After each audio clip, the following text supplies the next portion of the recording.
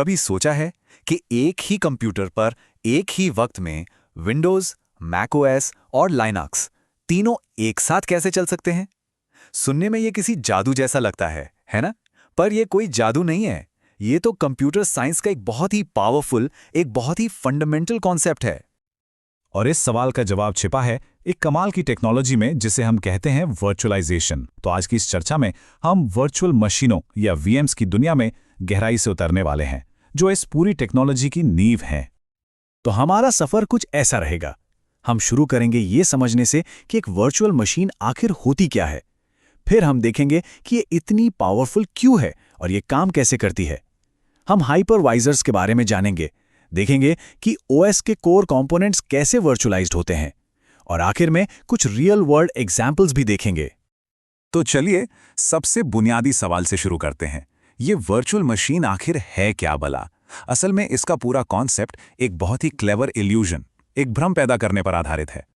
अगर हम इसकी टेक्निकल डेफिनेशन देखें तो एक वर्चुअल मशीन असल में आपके फिजिकल हार्डवेयर का एक सॉफ्टवेयर सिमुलेशन है। मतलब ये एक तरह की एब्स्ट्रैक्शन लेयर है।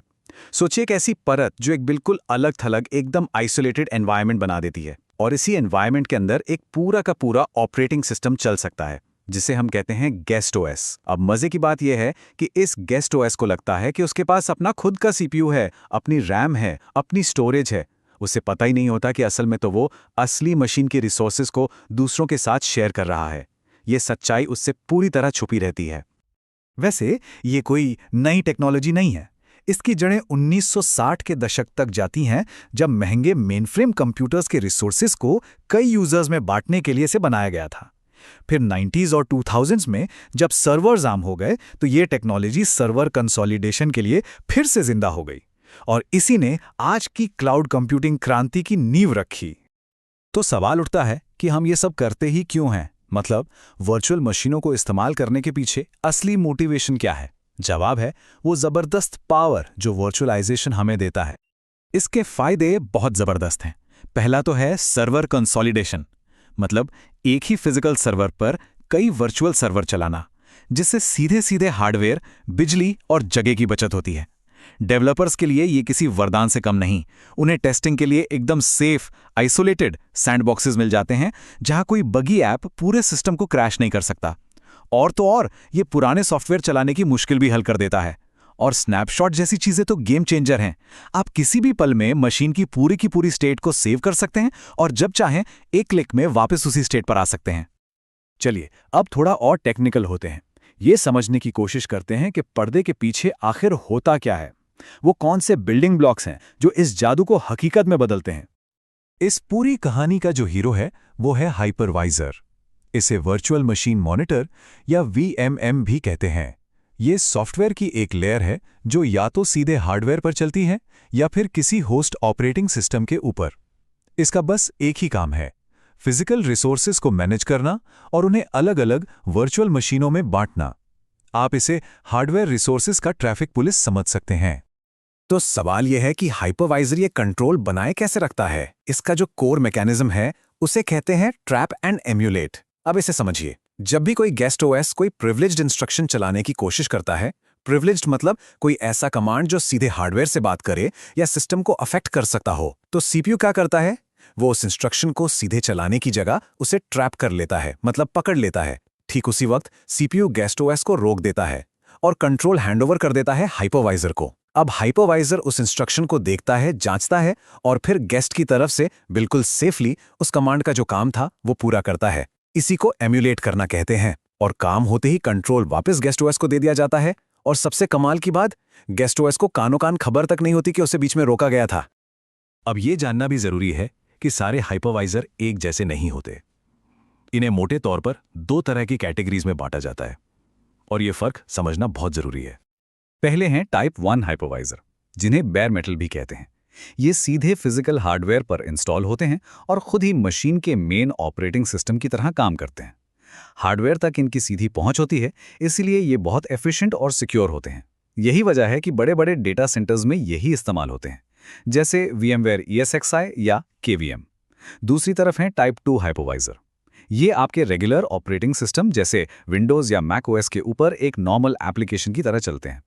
इन्हें इंस्टॉल और यूज करना बहुत आसान होता है, जैसे कि वर्चुअल बॉक्स या VMware वर्कस्टेशन।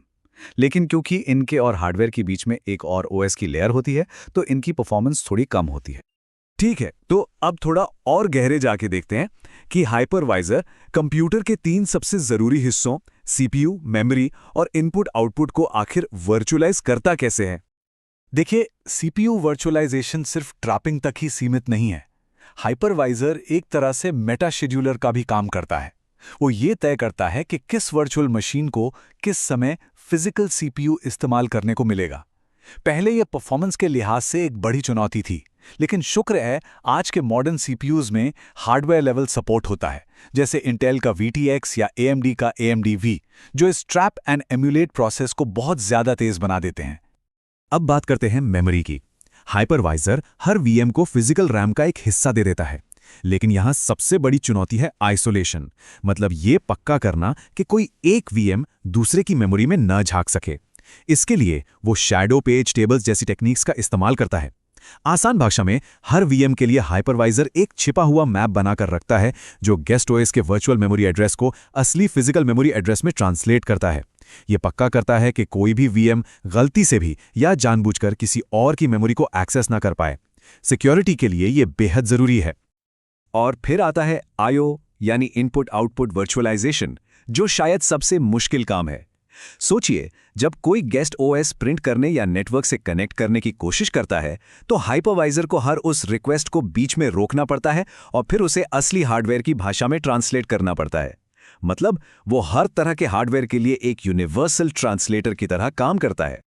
अच्छा, अब जब हम थ्योरी समझ चुके हैं, तो चलिए देखते हैं कि असल दुनिया में ये टेक्नोलॉजी कहाँ-कहाँ इस्तेमाल हो रही है।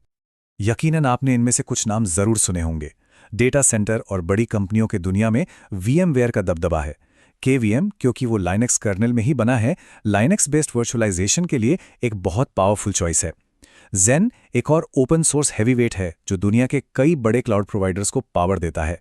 और हम जैसे डेवलपर्स और टेक एंथुजियास्ट्स के लिए वर्चुअलबॉक्स एक बहुत ही पॉपुलर टाइप 2 हाइपरवाइजर है।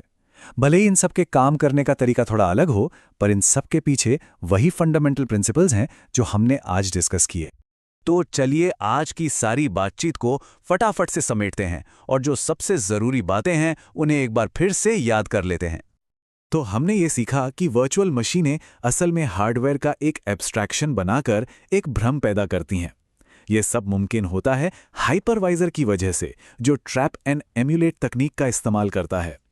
हमने टाइप 1 और टाइप 2 हाइपरवाइजर के बीच का अहम फर्क भी समझा, और सबसे ज़रूरी बात ये कि आज के मॉडर्न क्लाउड कंप्यूटिंग और एफिशिएंट डेटा सेंटर्स की रीढ़ की हड्डी यही टेक्नोलॉजी है।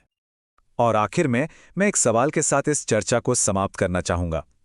ज़रा सोचिए, जैसे जैसे हमारी दुनिया क्लाउड की तरफ जा रही है, जहां हर चीज़ वर्चुअलाइज्ड है, तो क्या धीरे धीरे हाइपरवाइजर ही हमारे लिए नया ऑपरेटिंग सिस्टम बनता जा रहा है?